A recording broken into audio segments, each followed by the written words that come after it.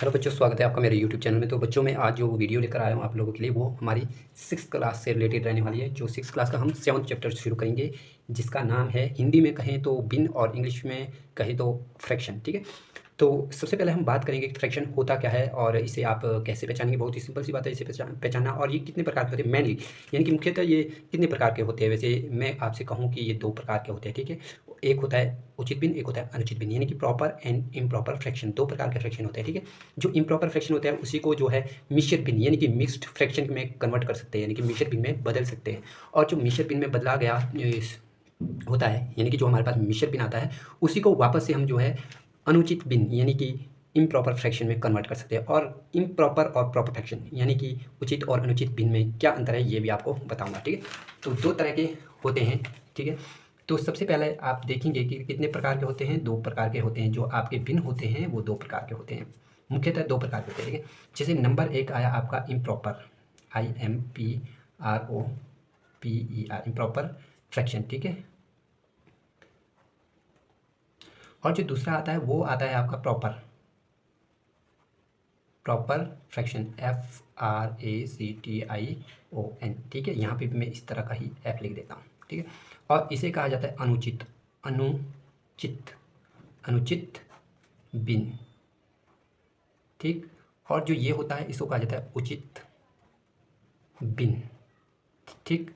उचित बिन में क्या होता है, अब आप सिंपल से समझिए। देखिए, बिन जो भी होता है ना, उसको हम यानी कि P बटे Q बोलो या फिर A बटे B बोलो या फिर X बटा Y बोलो, यानी कि A बटा जो B है इस रूप में लिखा जाता है, A बटा B के रूप में। इसे क्या कहा जाता है हिंदी में, इसे कहा जाता है अंश। क्या कहा जाता है, अंश। और इसे क्या कहा जाता है, इसे कहा जाता है हर। और इंग्लिश में इसे क्या कहा जाता है, इसे कहा जाता है numerator, NUMI, numerator, RATOR, numerator. और इसे कहा जाता है डिनोमिनेटर, DENOMINATOR। ठीक। नीचे वाले को डिनोमिनेटर, ऊपर वाले को न्यूमिनेटर। ठीक है। हिंदी में अंश और हर कहा जाता है हिंदी मीडियम के लिए। तो देखिए, हम इसमें एक लेटर यूज़ करेंगे। जो न्यूमिनेटर होता है अंश के लिए हम N से लिखेंगे। क्या लिखेंगे, N फॉर न्यूमिनेटर, यानी कि अंश। इंग्लिश जो हिंदी मीडियम वाले हैं उनको ये ध्यान रखना। ठीक है। इंग्लिश वाले तो पता लगा लेंगे कि N for numerator, D for denominator. और जो हर है, हर को आप D से रिप्रेजेंट करेंगे, यानी कि जहाँ भी आपको हर लिखना है वहाँ पे D लिखेंगे। अब यहाँ पे समझिए इसमें क्या होता है। ठीक है। हमेशा ही जो आपका किस रूप में होता है, A बटा B। यहाँ पे मैंने एक फॉर एग्जांपल दिया, A बटा B। इसी को ही हम मान के चलें तो N ओवर D। ठीक है। यानी कि अंश और हर जो होता है उसे आप क्या कहते हैं, भिन्न कहते हैं। यहाँ पे भी क्या, यहाँ पे भी लिख लेते हैं अंश बटा हर। ठीक है। यानी कि न्यूमिनेटर अपॉन डिनोमिनेटर। अब अनुचित बिन में क्या खास बात होती है, अनुचित बिन में ये खास बात होती है कि जो इसका न्यूमिनेटर होता है यानी कि अंश जो होता है वो हमेशा ही डिनोमिनेटर से बड़ा होता है। ठीक। और इसमें क्या खास बात होती है, इसमें इसका जस्ट अपोजिट होता है, यानी कि जो ये n होता है ना, ये हमेशा ही छोटा होगा d से। बस इतना सा अंतर आपको याद रखना है। उदाहरण के लिए अगर मैं इसका एक एग्जांपल आपके पास दे दूं, ठीक है, उदाहरण अगर दे दूं, देखिए दैट इज, यानी कि उदाहरण दे दूं तो देखिए, अगर मैंने लिखा, एग्जांपल लिख लेते हैं। ठीक है। ये x लिख देते हैं।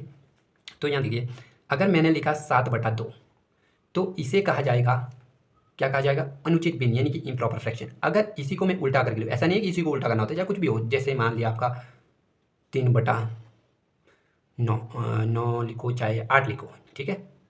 अब देखिए इसमें क्या है, इसमें देखिए जो ऊपर वाला n है वो छोटा है और d बड़ा है। इसमें देखिए जो ऊपर वाला है अंश यानी कि न्यूमिनेटर वो बड़ा है। यहाँ पे इसके अकॉर्डिंगली आप देख सकते हैं n अपॉन d। इसी को हम क्या कहते हैं, फ्रैक्शन कहते हैं, फ्रैक्शन। ठीक है। और ये इसको हम a बटा b या फिर x बटा y या फिर p बटा q भी लिख सकते हैं। ठीक है। p बटा q के किसी भी नंबर को अगर आप p बटा q या फिर a बटा b या फिर आप बोल सकते हैं x बटा y की फॉर्म में अगर रिप्रेजेंट कर सकते हैं, दिखा सकते हैं, लिख सकते हैं, तो आप उसे कहेंगे कि वो बिन है। पर एक बात आपके जहन में आ रही होगी, जो कुछ बड़े बच्चे हैं या फिर कोई जॉब से रिलेटेड कोई तैयारी कर रहे हैं, वो सोचेंगे कि भाई बिन तो P बटा Q या फिर X बटा Y या फिर A बटा B, इसे तो हम रैशनल नंबर भी कहते हैं, यानी कि परिमेय संख्या है।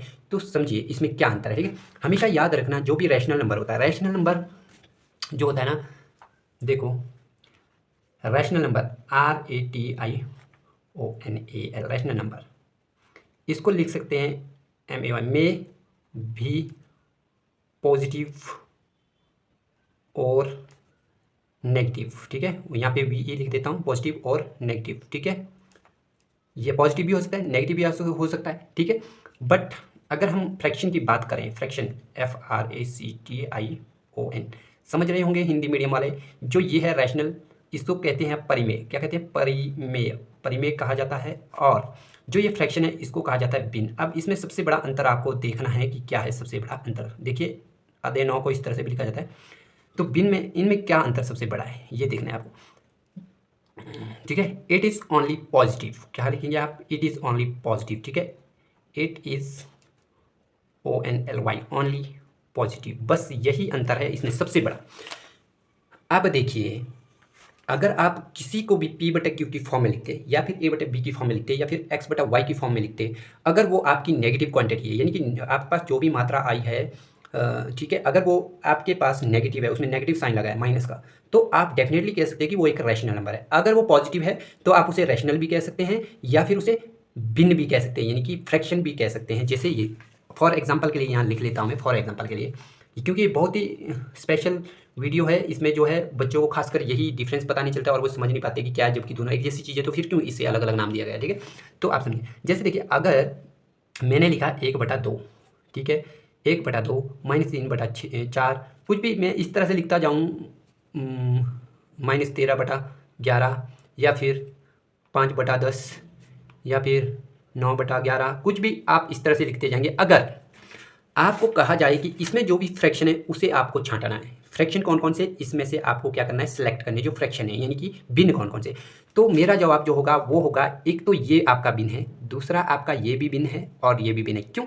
क्योंकि इन सभी के साथ माइनस नहीं लगा है, ठीक है, ओके। अगर मान लो नेगेटिव वाले यहाँ होते ही नहीं, अगर आपको बोला जाता कि इसमें रैशनल नंबर छांटिए, तो आप कहेंगे कि रैशनल नंबर तो सभी है, इसमें सभी रैशनल नंबर है, क्योंकि यहाँ पे ऊपर लिखा है जो रैशनल नंबर होता है ना वो हमेशा वो क्या है कि पॉजिटिव भी हो सकता है नेगेटिव भी हो सकता है, इसमें कोई शक नहीं है, ठीक है। अगर फ्रैक्शन की बात करें, जो फ्रैक्शन में क्या होता है कि फ्रैक्शन में सिर्फ और सिर्फ पॉजिटिव क्वांटिटी होती है, इसलिए आप सिर्फ इसको जो है आप फ्रैक्शन कह सकते हैं, इसको भी फ्रैक्शन कह सकते हैं, इसको भी फ्रैक्शन कह सकते हैं, बट आप इन दोनों को जो है फ्रैक्शन नहीं कह सकते, ठीक है। अब आती है रैशनल नंबर की बारी। अगर रैशनल नंबर कहा जाए तो इसमें सभी रैशनल नंबर है, ये भी रैशनल नंबर है, ये भी रैशनल नंबर है, ये भी रैशनल नंबर है और ये भी रैशनल नंबर है, ठीक है। ये सभी इसमें रैशनल नंबर है, क्यों?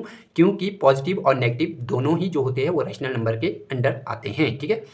पर भिन्न में क्या होता है, सिर्फ पॉजिटिव ही आता है, नेगेटिव उसमें नहीं आएगा, यानी कि माइनस वाली संख्याएं उसमें नहीं आएगी, ठीक। इतना आपको समझ में आ गया होगा। और एक बात कहिए, जो भी सभी भिन्न होते हैं, जो ये भिन्न होते हैं ना, भिन्न यानी कि जो भी फ्रैक्शन होते हैं उनको हम रैशनल नंबर कह सकते हैं, जो भी भिन्न होते हैं उनको रैशनल नंबर कह सकते हैं, सभी भिन्न, यानी कि all fraction are called as rational number, but all rational number are not fraction. क्यों? क्योंकि देखिए ये सभी रैशनल नंबर है, सभी जितने भी यहाँ पे लिखे सभी रैशनल नंबर है, यानी कि परिमेय संख्या है। पर मैंने यहाँ पे बोला कि सिर्फ भिन्न तो यही है, कौन है भिन्न, यानी कि फ्रैक्शन कौन है, सिर्फ जो पॉजिटिव है वही है। तभी तो मैंने अभी कहा ना कि जो भी सभी परिमेय संख्या है उनको भिन्न नहीं कह सकते, सभी परिमेय संख्याएं भिन्न नहीं होती है, पर जो सभी भिन्न होते हैं वो परिमेय संख्या हो सकती है, क्योंकि देखो पॉजिटिव होती है और पॉजिटिव इसमें भी आता है।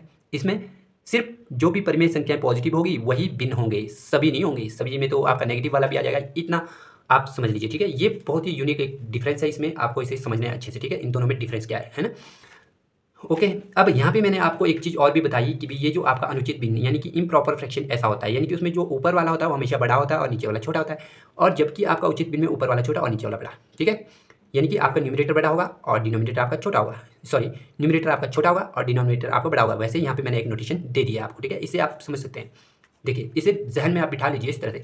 अब एक बात की मैंने कि भी हम मिश्र भिन्न यानी कि मिक्स्ड फ्रैक्शन में लिख सकते हैं, किसको लिख सकते हैं, वो लिख सकते हैं सिर्फ इम्प्रॉपर फ्रैक्शन को। ये वाला आपका इम्प्रॉपर फ्रैक्शन का कॉलम है, यहाँ पे देखिए ये इम्प्रॉपर फ्रैक्शन का कॉलम है, सिर्फ इम्प्रॉपर फ्रैक्शन को आप जो है किसमें मिक्स्ड फ्रैक्शन में लिख सकते हैं, ठीक है। जैसे इसी को ही मैं आगे एक्सप्लेन करूँगा। देखिए जैसे इसको किस तरह से लिखा जाता है, लिखने का भी एक आसान तरीका है।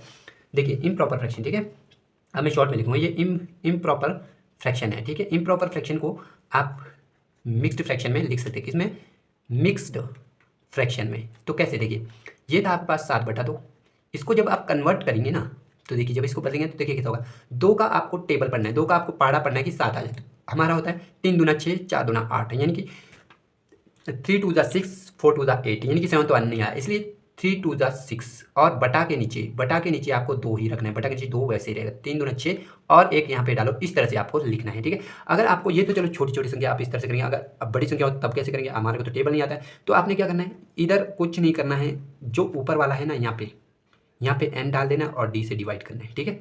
तो देखिए कैसे, यहाँ पे देखिए यहाँ पे आपका 7 है और ये 2 से करेंगे डिवाइड, तो देखिए 3 दूना 6, तो आपका बचा 1, ठीक है, घटाने पर। तो आपको क्या करना है, बस यहीं से शुरू करना है लिखना है, यहाँ से ही। इसका पहला नंबर होगा, ये दूसरे नंबर पे होगा और ये तीसरे नंबर है, यानी कि बटा के नीचे 2 रहने वाला है। तो आप देखिए कैसे लिखेंगे, आप यहाँ पे देखिए 3 से ही 1/2 है ना, 3.5, ठीक है, 3.5 हो जाएगा। ये क्या होगा, 3 से ही 1/2, यहाँ से शुरू करना है, ऐसी आएगी डायरेक्शन आपकी।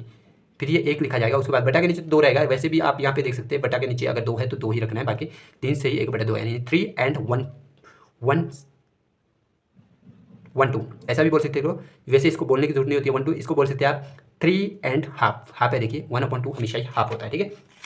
तो उम्मीद करता हूँ आपको ये मेरा वीडियो पसंद भी आया होगा और समझ भी आ रहा होगा। तो अब हम थोड़ा सा चलते हैं कि आपका जो 6th स्टैंडर्ड पे जो चैप्टर है उसमें आपको कुछ फ्रैक्शन बनाने होते हैं, तो वो किस तरह से आपको बनाने हैं, ठीक है। तो मैं अब यहाँ पे चलते हैं 7 यानी कि एक्सरसाइज 7.1 में। इसमें देखिए आपको कुछ बॉक्सेस दिए गए हैं, यहाँ देखिए बॉक्सेस आपको दिए गए हैं। आपको क्या करना है, इसमें लिखा है right the fraction representing the shaded portion, यानी कि जो भी इसमें छायांकित भाग है उसको दर्शाने वाला बिन आपको लिखना है। तो आपको क्या करना है, इसमें टोटल काउंट करने कितने पार्ट बनाए गए हैं, 1 2 3 4 पार्ट बने हैं और कलर कितने हैं 1 2 आपके पास कलर है। तो देखिए 4 में से आपके पास 2 कलर है। आपको क्या लिखना है, बस सिंपल सा, देखिए कितने कलर है, देखिए बटा लगाया इस तरह से।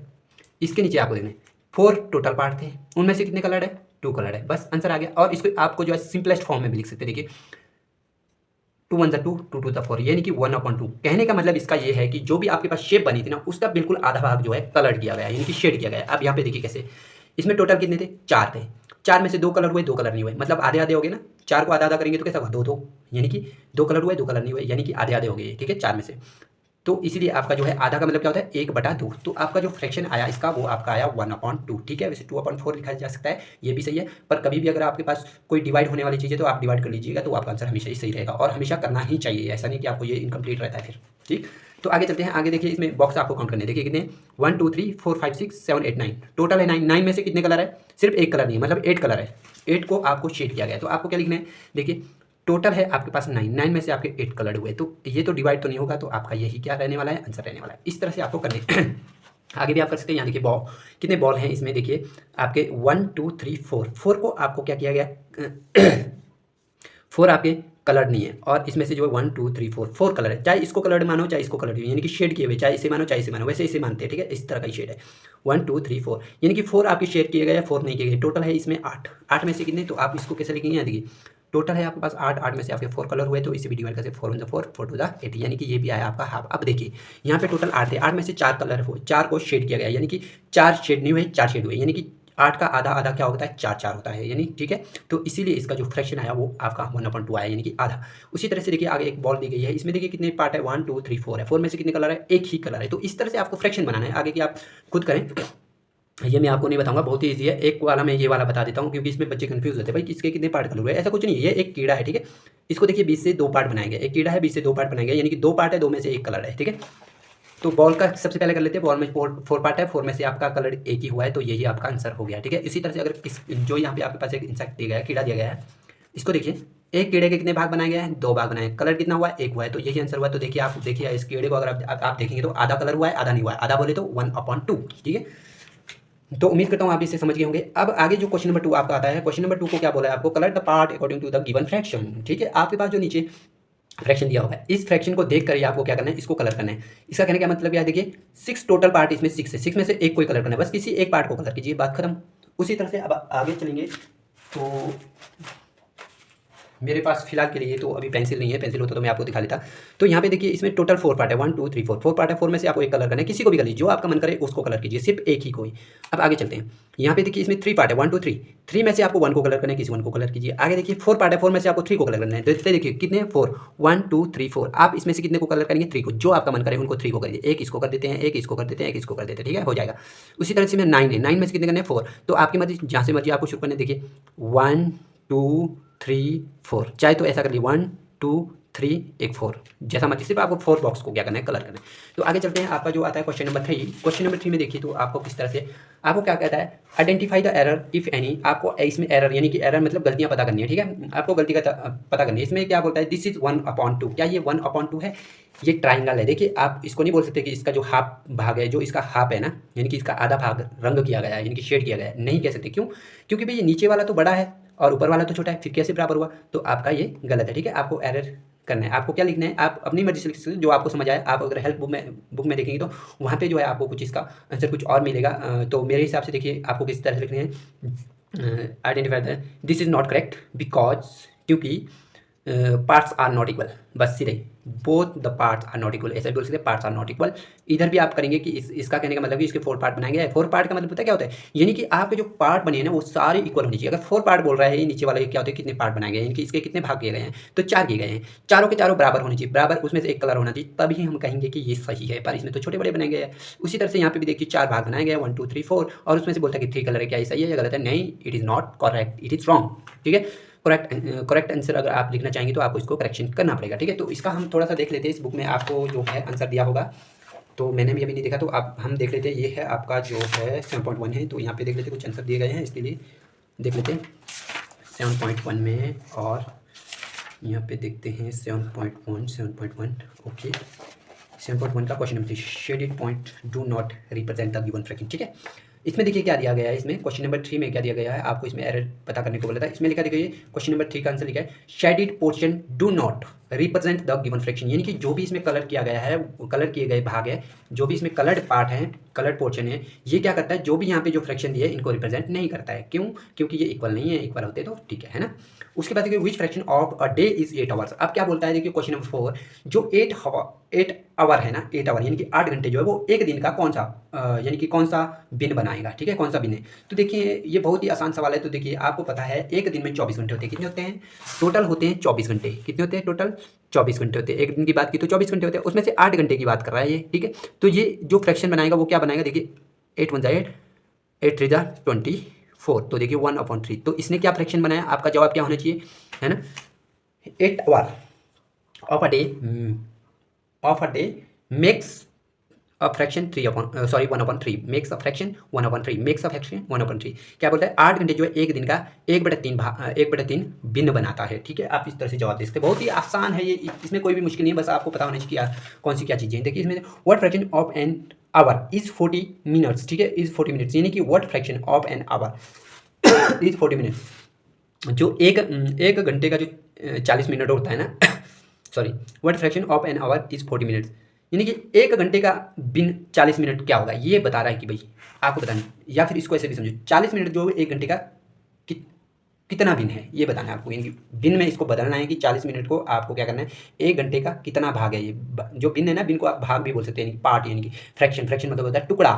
अगर हिंदी में समझे तो टुकड़ा। ठीक है, फ्रैक्शन। गणित में बोले तो भिन्न। ठीक है, भिन्न का मतलब ही टुकड़ा होता है, यानी कि ये बोलता है what fraction of an hour is 40 minute. ठीक है, what fraction of an hour is 40 minute. ठीक है, आपको पता है एक घंटे में कितने मिनट होते हैं।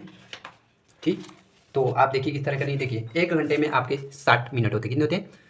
60 मिनट। 60 में से देखिए आपको 40 मिनट की बात कर रहा है, तो आप इसे काट सकते हैं। 0 2 0 आपने कैंसिल किया, यहाँ से भी काट सकते हैं। 2 दूना 4, यानी कि 2 2 4, 2 3 6, यानी कि 2/3। आपका क्या हुआ, 40 मिनट जो है ना आपका एक घंटे का 2/3 है। ठीक है, इसी तरह से आपका जो फ्रैक्शन में कन्वर्ट कर दिया आपने 2/3 में। बहुत ही आसान क्वेश्चन है। तो मैं उम्मीद करता हूँ आपको मेरी वीडियो पसंद आई होगी, और जो मैं आपको समझा रहा हूँ वो भी आपको अच्छा लगा होगा। तो नेक्स्ट मिलता हूँ मैं आपको, जो अभी मैंने आपको क्वेश्चन नंबर 5 तक किया है, 6 7 8 9 10 11 सभी के सॉल्यूशन के साथ मैं आपके साथ मिलूंगा। तब तक के लिए टाटा बाय बाय। आपको अगर मेरी वीडियो पसंद आती है तो आप मेरी वीडियो को लाइक करें, शेयर करें, और अपने दोस्तों को भी कहें कि मेरे चैनल को सब्सक्राइब करें, ताकि मेरा चैनल जल्दी से ग्रोथ कर पाए आपकी बदौलत। ठीक है, तो मिलते हैं नेक्स्ट वीडियो में। टाटा बाय बाय।